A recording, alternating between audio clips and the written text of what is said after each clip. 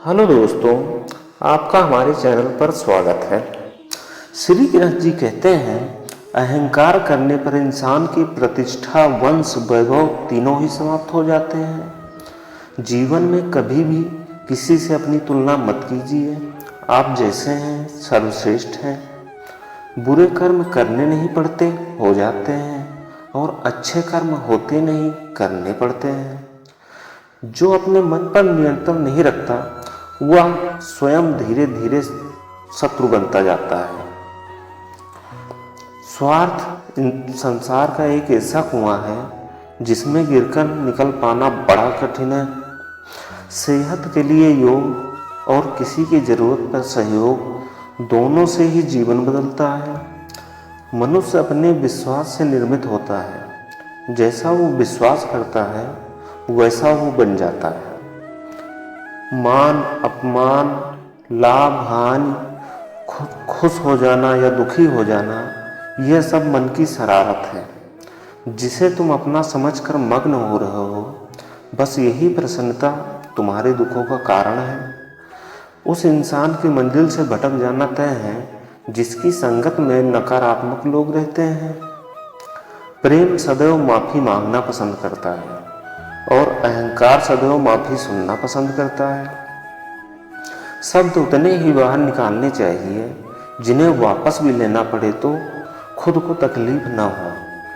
परायों को अपना बनाना उतना मुश्किल नहीं जितना अपनों को अपना बनाए रखना होता है। इंसान की सोच ही उसकी सबसे बड़ी पहचान है, वरना इस दुनिया में एक नाम के अनेक इंसान हैं। बहुत विनम्रता चाहिए रिश्तों को निभाने के लिए।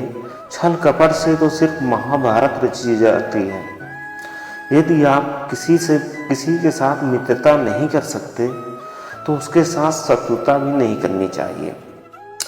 यह बात तो आप सभी लोग जानते हैं कि श्री कृष्ण को माखन खाना बहुत पसंद था।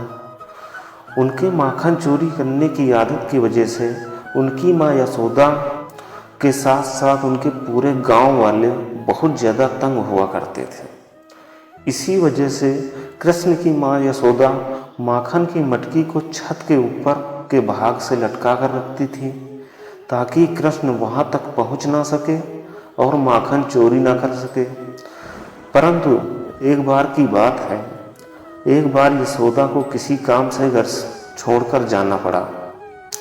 उसी समय श्री कृष्ण अपने सभी दोस्तों के अपने घर पर बुला लिया और अपने दोस्तों की मदद से वो माखन की मटकी तक पहुंच गए। उन्होंने मटकी को तोड़ दिया और माखन निकाल कर खाने लगे। इतने में उनकी माँ यशोदा घर लौट आई।